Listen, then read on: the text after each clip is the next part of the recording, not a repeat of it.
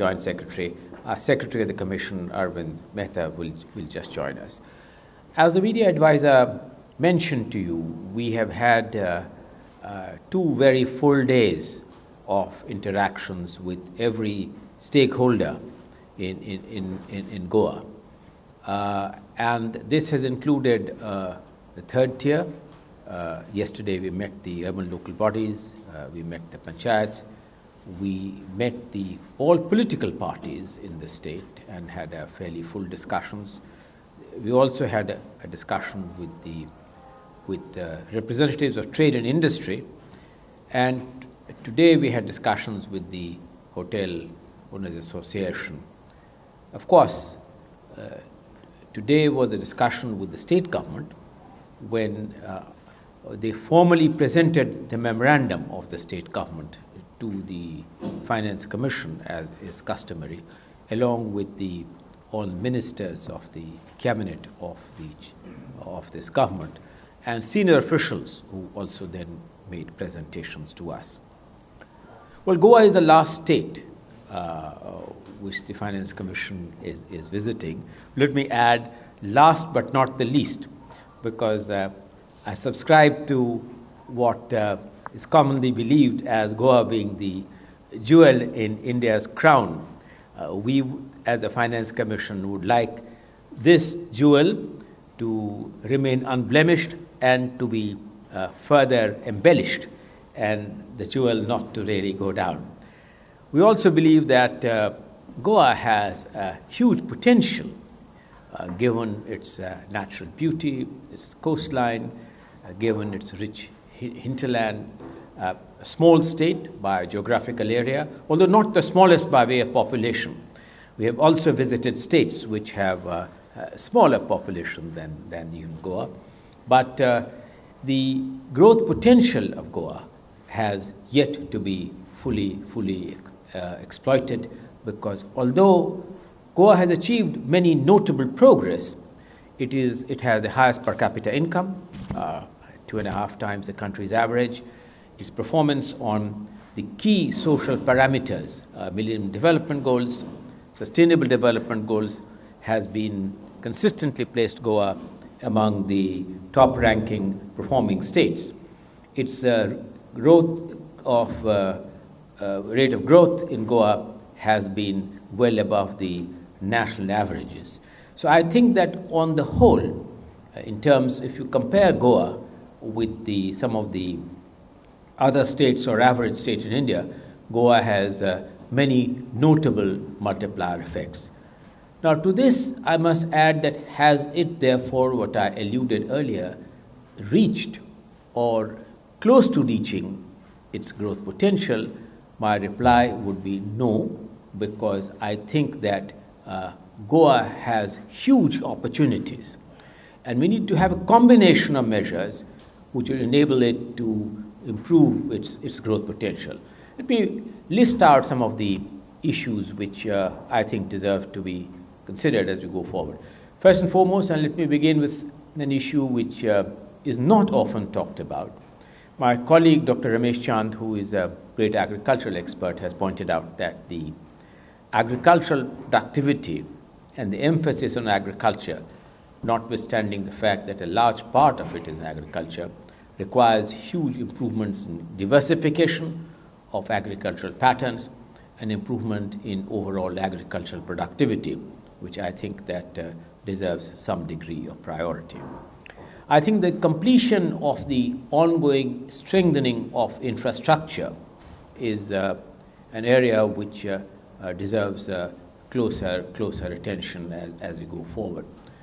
Goa's tourism potential is talked about greatly, but the fact remains that we have been given data that this tourism potential in the last 2 years has gone down. I think that partly it is on account of global factors, where there has been general slowdown in the global economy, but also because other competing destinations have also come up. And I think it is natural that the market forces would take people to the more competitive destination.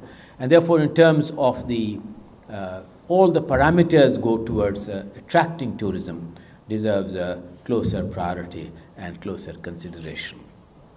I think that apart from this tourism potential, Goa has the huge advantage that it can really, given the fact that it has a great beach, it can develop alternative sources of energy, renewable energy particularly, not only necessarily solar, but wind and tidal energy, in my view, also needs to be fully explored.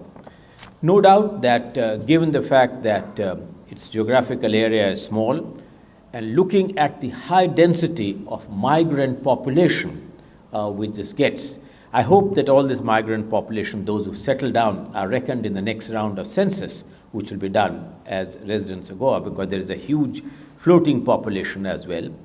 And this puts a strain naturally on the infrastructure of the state in terms of what is needed by way of providing the health facilities, providing urban facilities, and so on. So I think that what is to be done to deal with this floating population, in my view, deserves some priority and deserves some attention. Strengthening the third tier of the government was one of the issues which came up yesterday when we were discussing with the urban local bodies. First, we did bring to the state government's notice that the constitution of the state finance commissions, which is a mandatory constitutional requirement, Goa deserves to give this a degree of attention and priority. For instance, the recommendations of the first state finance commission has been under examination for 19 years. The second state finance commission's recommendation have yet to receive state government's final approval. The third finance commission really hasn't given their report, even though the time has elapsed. From the viewpoint, therefore, of the third tier of government, which is important, which is urban local body, panchayats at multiple levels, a more robust functioning of the third tier through the State Finance Commission is a priority, which I think that deserves all our support. When it comes to other areas, like, for instance, improving the state's own tax revenue, there is, in my view, still a lot of room to go. For instance, we have noted that excise rates have gone up, but whether and what is that golden point at which you will discourage the tourists from coming if the price of excisable commodities, particularly liquor, goes up, and whether that point has been reached or not. Whether in terms of property tax, all the available parameters on property tax have been fully observed or not, deserves attention. Of course, Goa's special needs, the fact of its ecological vulnerability, its forest cover, that deserves attention. Goa has done a remarkable act in terms of bringing down the TFR below the replacement rate, and has achieved great success in improved demographic management. And one of the points which was consistently made to us with some persuasion is that for achieving improved demography, this is something which needs to be recognized and rewarded, and not penalized if some of the traditional formula in the application of population as a criteria per se, using the census of 2011, is really to be given priority. We have assured the state government, and we wish to make this clear, that it is not the objective of the Commission to penalize success and to reward non-performance. We need to have a reconciliation of the three important characteristics, which is one of need, which is based on the latest population data, the one relating to equity, which is able to look at the needs of states which have very high rates of poverty, and the one which needs also to reward efficiency. And in seeking to reward efficiency, Goa would be an important state where the efficiency and the progress it has achieved in terms of improved demographic management needs to be really in some ways recognized. Apart from this, in the detailed memorandum which the Goa government submitted to us, they suggested the kind of parameters on which the Finance Commission should base their horizontal devolution. Apart from the recognition of efficiency in improved demographic management, they did also mention about the forest and ecological cover. We recognize this, and we will try to see in what way, while giving our horizontal devolution, we are able to also recognize the importance of the fiscal costs in better ecological and in terms of better forest management. So let me end by saying that the Commission is going back quite satisfied. This is a very sincere, dedicated government. The presentations made by the Goa government are very, very persuasive. Their officials and the ministers and the Chief Minister needs to be complimented in putting forward Goa's case forcefully and, if I may add, persuasively before the Commission. We recognize Goa's huge degree that the role it can play in improving India's overall economic growth, and we recognize that Goa, which has achieved notable success on many parameters, needs to be encouraged and incentivized as we go forward. We will take all these concerns into account while making our final recommendations. As you know, in accordance with the presidential order, we have done the recommendation for the first financial year, which is 2021, but we will be giving an award thereafter to cover 5 more years, going from 21 to 26, and we would like to fully factor in Goa's concerns as we begin to craft our final strategy. So these were some of the impressions which I had, which I have shared with all of you. I will take a few quick questions which you can address to me or to my colleagues. But before I do that, I'm going to request if any of my colleagues would like to add anything. Would you, Rameshji, do you want to say anything? Anu? Sure. All right, so a few quick questions if you have any. I'm quite happy to. Yes, please. So, I'm Vikrant Sai, I report for Herald newspaper here. My question to you is, what will the state's demand, especially in relation that our revenue loss is there because of mining? So what had they demanded from you?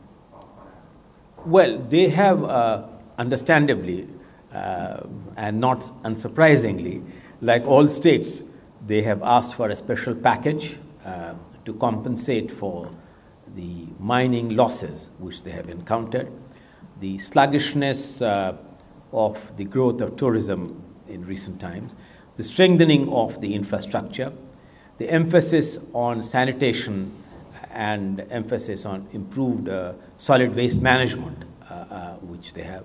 And in terms of renewable energy, they have asked for special. These are all matters which are also high priority for the Commission.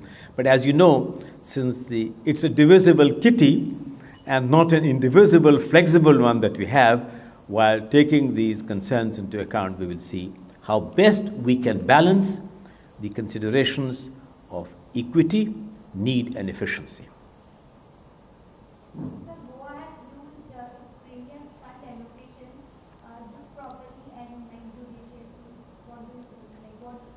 I didn't hear you. So what's your assessment? Has Goa used the previous fund allocation for the 5 years properly?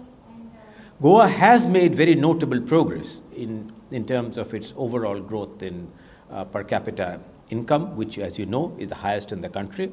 Goa has made very notable progress on the achievement of most of the Millennium Development Goals, and in terms of criteria like MMR, IMR, in terms of literacy, it has achieved very notable success. So I will say that yes, it is among the states who have used their funds as efficiently as they could compared to many others. The first question of 42 to 50%, let me in all fairness say that, I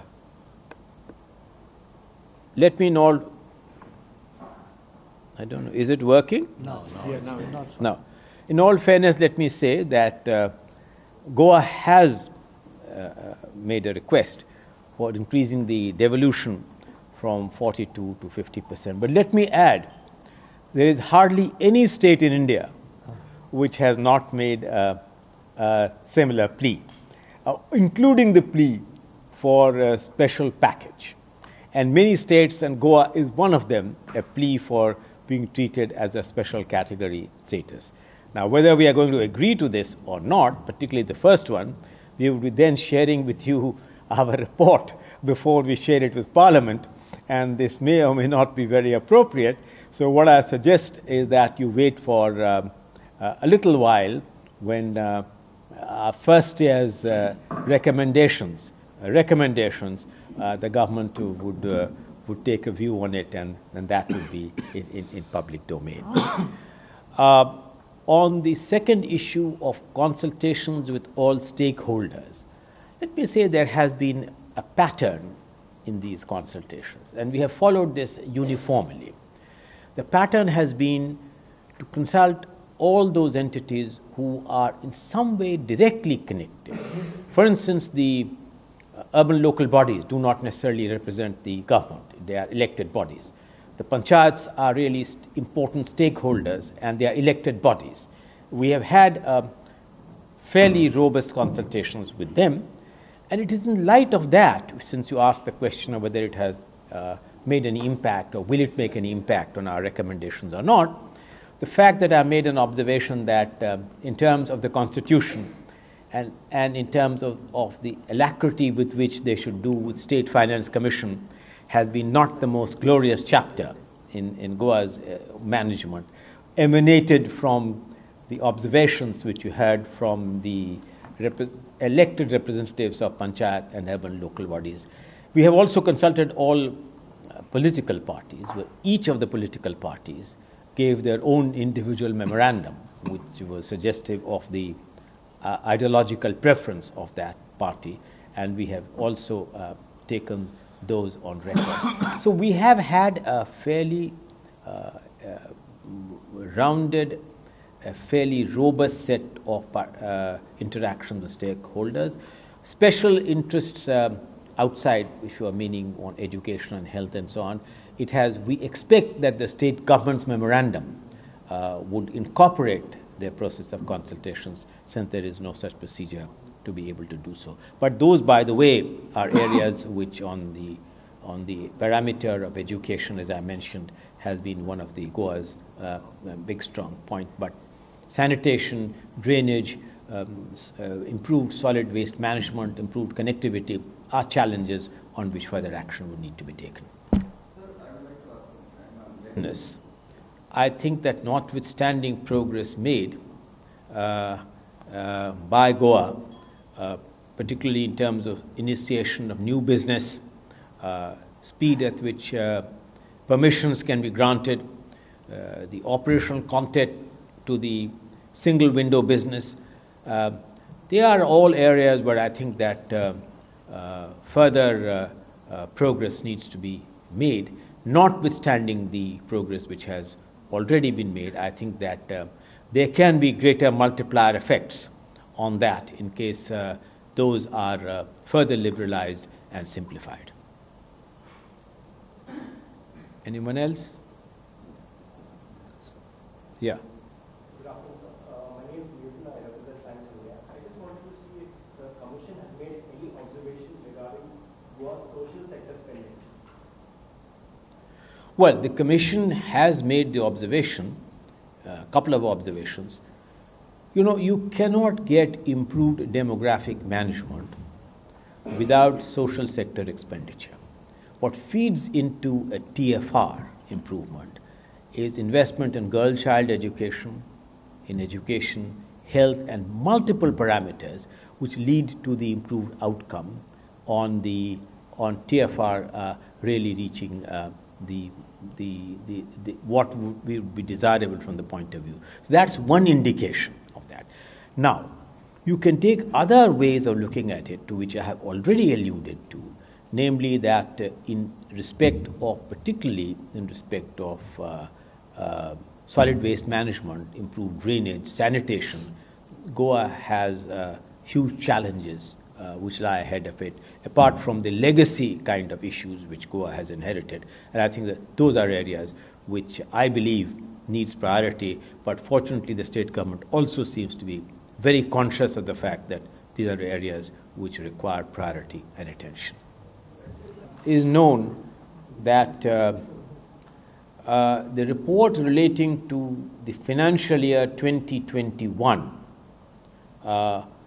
is expected to come into public domain very shortly after the Parliament begins its budget session, and it's expected that either on that day or around that time this report would come in public domain.